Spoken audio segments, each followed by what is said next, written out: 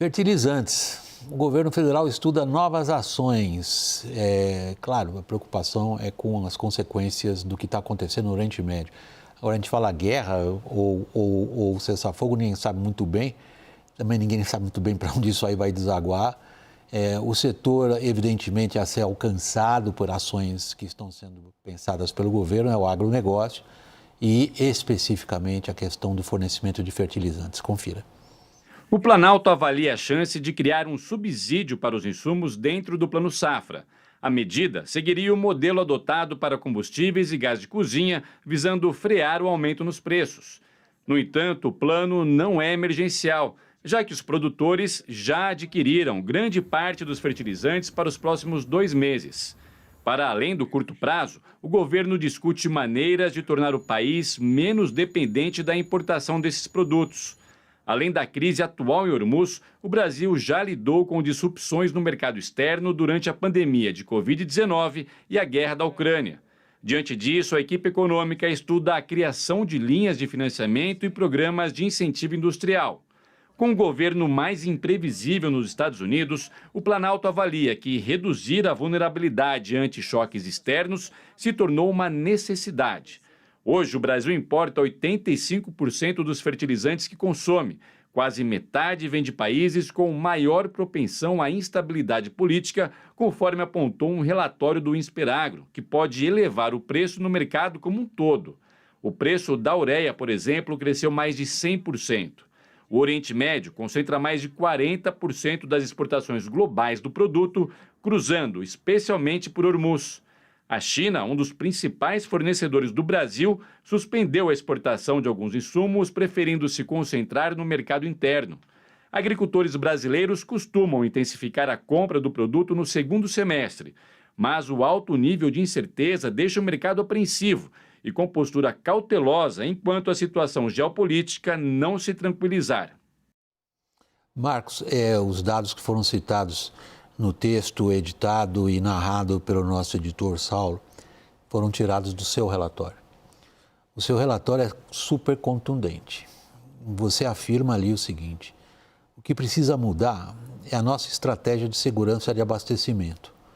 Um agronegócio que alimenta o mundo não pode ter seu calcanhar de Aquiles permanentemente exposto a cada nova turbulência nos gargalos do planeta.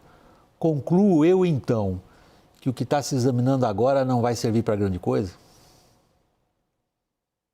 É isso, eu acho que a gente, quando fez a grande expansão do agro tropical, principalmente em direção ao centro-oeste, a gente esqueceu de duas coisas. A gente esqueceu de fazer uma infraestrutura melhor, principalmente de trens e hidrovias. A gente ficou em cima do caminhão, portanto, um custo caríssimo, por exemplo, para o Mato Grosso, que está a 2.000 quilômetros do porto, e esquecemos dos fertilizantes. Porque uma coisa que nesses anos todos que eu trabalho nisso, William, a gente sempre só se preocupou com acesso ao mercado dos nossos produtos no mundo, principalmente na Ásia hoje. A gente não se preocupou com dois problemas fatais nos insumos. Primeiro, a falta de diesel, eventualmente, porque a gente importa 25% do diesel, e também importa querosene, gasolina, etc.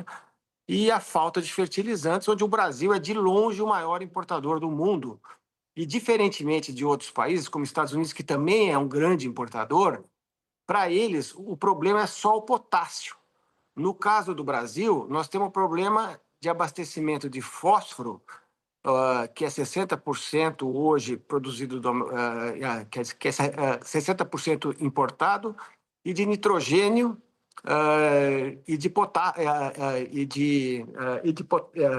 de fósforo, né, que aí vai dar mais ou menos uns 95%. Então, seria basicamente 60% no fósforo e 95% nitrogênio e potássio. Portanto, a gente tem que buscar isso em algum lugar, e é difícil porque um produto ajuda a fazer o outro. Por exemplo, a coisa mais crítica hoje lá no Oriente Médio é o problema do enxofre, que vem da produção da Arábia Saudita, daqueles países todos, e que pode fazer falta e que afeta os outros elementos. Então, é uma situação extremamente delicada. A gente não prestou atenção em buscar um nível de autossuficiência menor. Isso vai levar muitos anos para ser conquistado. Tem poucos fornecedores alternativos no mundo. Então, a gente está numa sinuca de bico. E, diferentemente de 2022, que, de fato, a gente teve uma crise por conta da guerra Ucrânia-Rússia, naquele momento não houve desabastecimento, houve aumento de preço dos fertilizantes de maneira geral, que depois caíram. Nessa crise atual, se a gente continuar com o Estreito de Hormuz fechado, nós vamos ter preços semelhantes ou maiores do que 2022 e podemos ter desabastecimento no segundo semestre. O primeiro semestre não teve problema, mas o segundo semestre a gente vai precisar desse fertilizante chegando no agricultor até o mês de agosto, setembro. Então pode acontecer um problema grave aqui no Brasil, sim. Lorival, o que você pode dizer ao produtor que precisa do fertilizante chegando no mês de agosto? Bom, a intenção do Irã é continuar controlando o Estreito de Hormuz. O que eles dizem é que o estreito não está fechado e não será fechado. É que é preciso coordenar com o Irã a navegação do estreito. Eles dizem que é, primeiro, por problema de segurança, porque eles colocaram minas em algumas das linhas ali de navegação do sistema que se chama esquema de separação de tráfego, que é por onde, digamos, como se fossem as pistas, né, pelas quais os cargueiros passam. E só eles sabem onde estão essas minas. E, além disso, hoje o líder espiritual, Mojtaba Khamenei, disse que vai vingar o assassinato do pai dele e de todos os mártires, como eles dizem, né, dessa guerra, por meio dessa nova gestão do Estreito de Hormuz, que equivale para ele à compensação pela guerra, reparação da guerra.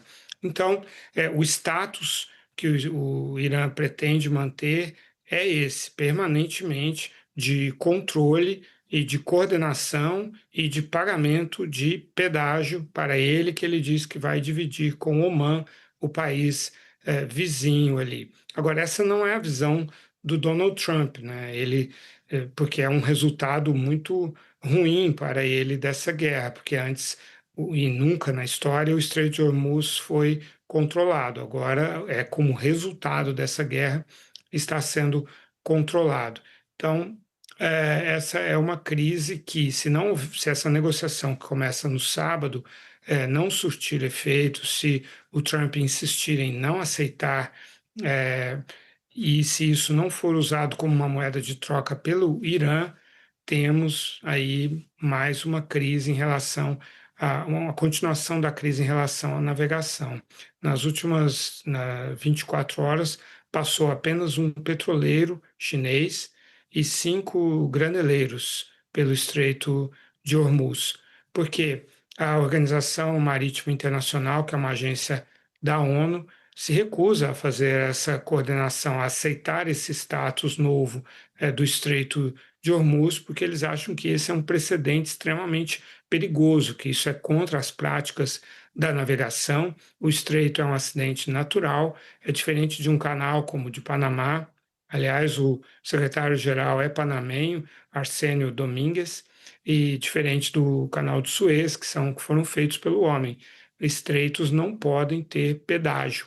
Então, temos aí um impasse internacional. O que o governo está pensando em termos estratégicos a respeito, Daniel?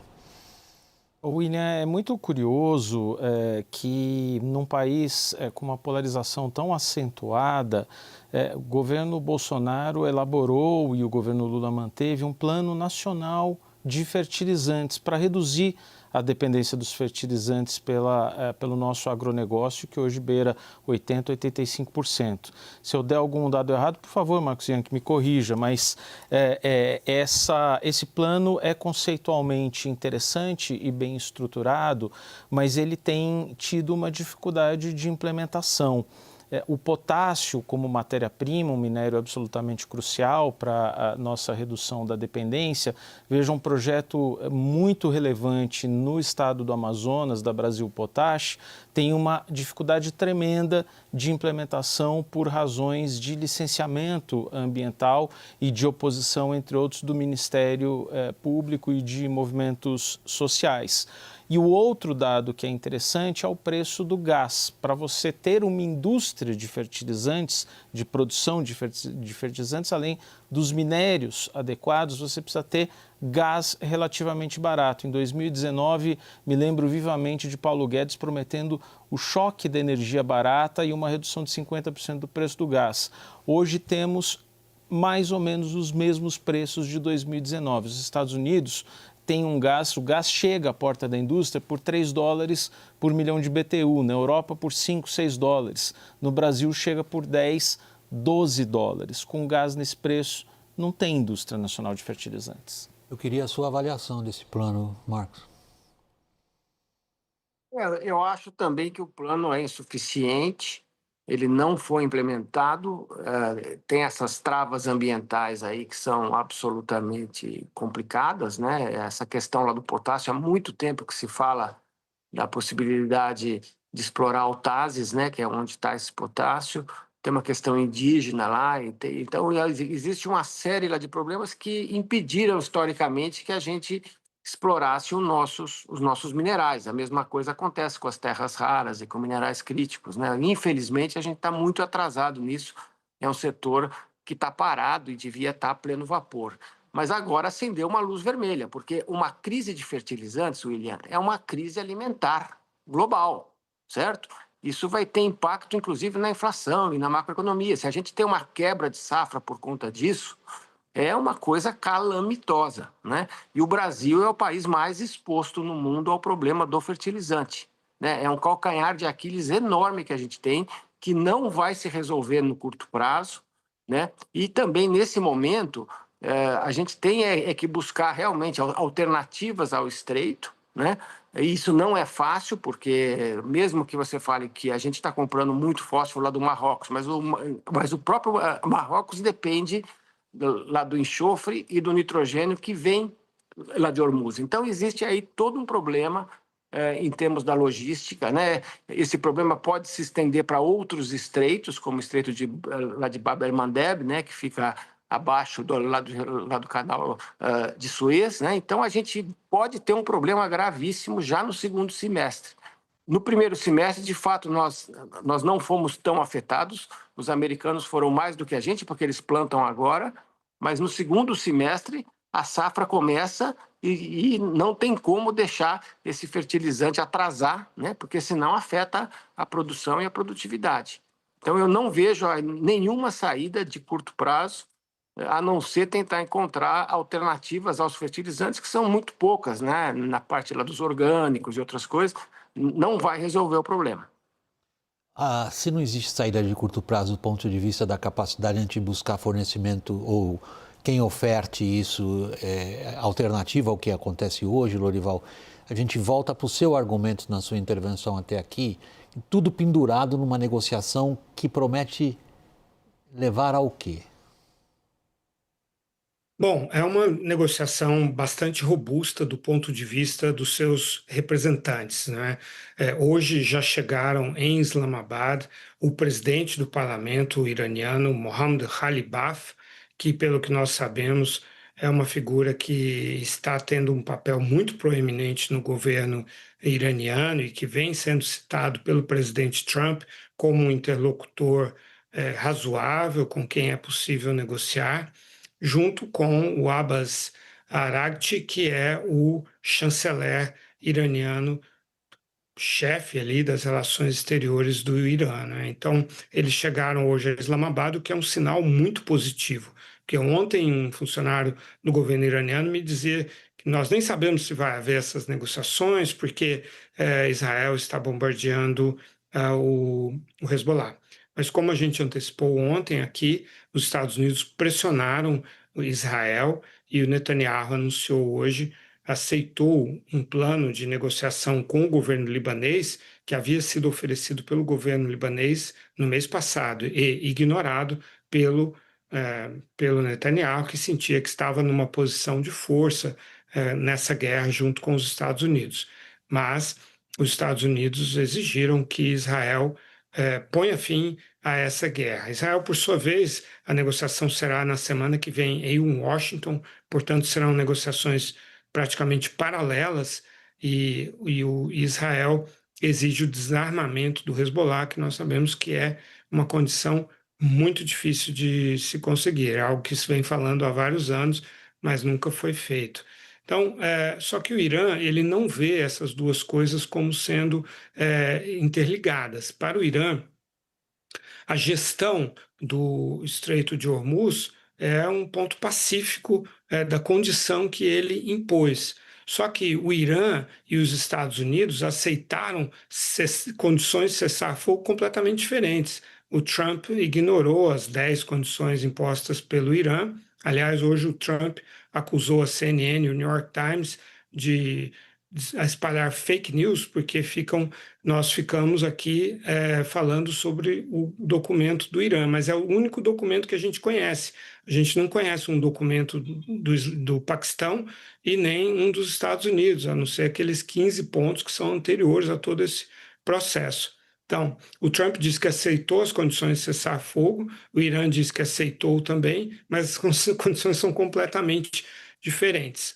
Mas J.D. Vance, vice-presidente americano que é contra essa guerra, deve ir para essa negociação em Islamabad, junto com o genro de Trump, Jared Kushner, e o representante do presidente, Steve Witkoff. Então, é uma negociação promissora essa. Como o Irã fala de um protocolo, que é um termo um pouco vago, pode ser que haja aí um espaço para negociação. O Irã não quer perder o controle do Estreito de Hormuz, porque ele sabe que se ele se retira ali, retira o seu controle militar, entrega o mapa da mina, enfim, permite uma livre navegação sem o controle dele, ele nunca mais vai retomar esse controle, que é hoje a grande forma de dissuasão que ele tem para não voltar a ser atacado. Então, isso é muito estratégico para o Irã, mas é muito estratégico politicamente para o Trump também. Então, os dois países vão ter de encontrar aí um ponto, um meio termo, né, em que o Irã tem algum tipo de controle, mas não cobre pedágio. Existe espaço para negociação. Vamos ver o que vai acontecer a partir de sábado.